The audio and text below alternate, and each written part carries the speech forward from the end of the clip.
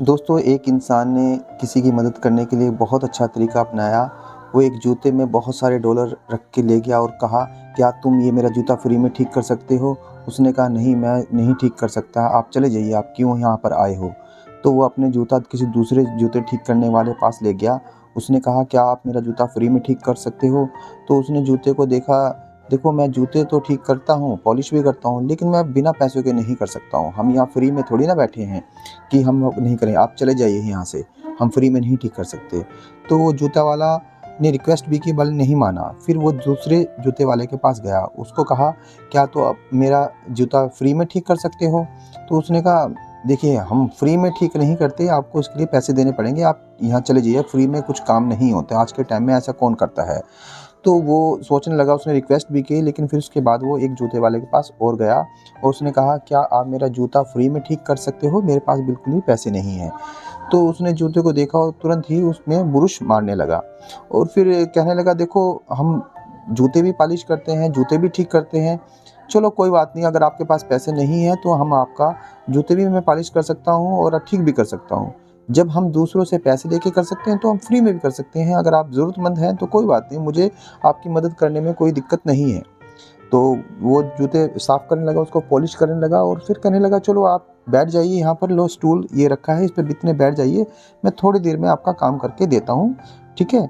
तो वो जूते साफ़ अच्छी तरह से साफ़ कर लिए, तो जब उसने कहा भी, "ये मुझे दूसरा जूता दीजिए", तो वो देखने लगा, कुछ उसने कुछ बातें ही की थी। तो उसके बाद वो जैसे ही जूता उसको पकड़ाया, उसने देखने लगा तो उसमें कुछ पैसे पड़े थे। तो उसने देखा, "अरे भाई! ये पैसे किसके हैं? ये तो पैसे आपके पैसे हैं।" तो उसने कहा, इंसान ने, "ये पैसे आप रख लीजिए।"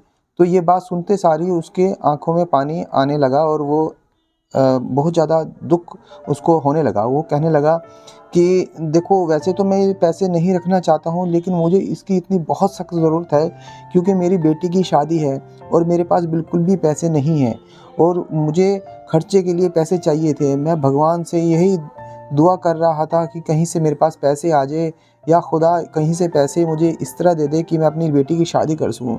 मेरे पास सर 3 बेटियाँ हैं और जिसमें से जो बड़ी बेटी की मैं उसकी शादी ही नहीं कर पा रहा। मुझे बड़ा दुःख होता था कि मैं अपनी बेटी की शादी नहीं कर पाया। लेकिन ये है, मैं ये पैसे ज़रूर रख लेता हूँ, अगर आप मुझे दे रहे हो, मेरी मदद कर रहे हो।"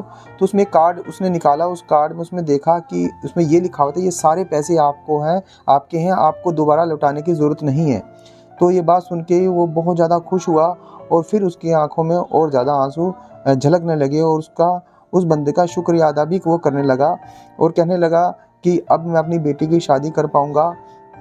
हालाँकि मैंने कभी भी किसी से पैसे नहीं लिए, अपनी खुददारी की वजह से मैं अपनी मेहनत पे काम करता रहा और मेरा काम हमेशा यही रहा कि मैं जूते पॉलिश करूँ, काम करूँ, मेहनत करूँ, पैसे कमा के और अपने बच्चों का पेट पालूँ।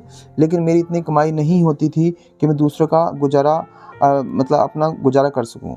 तो उसने उसका धन्यवाद किया और उसने कहा कि, "आपका बहुत-बहुत शुक्रिया कि आपने हमारी मदद की, हमारे दुःख को समझा, आप खुदा के भेजे हुए कोई फ़रिश्ते हो", और उसको गले लगा लिया और शुक्र अदा करता रहा बार-बार।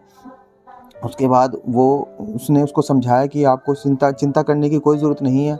आपको कोई भी सामान की ज़रूरत हो, किसी भी तरह की ज़रूरत हो, शादी में या घर में भी किसी राशन की ज़रूरत हो, तो आप हमें बताइए। तो उसने कहा, "कोई बात नहीं सर, बहुत-बहुत शुक्रिया", और उसके जाके उसने उसको विदा कर दिया।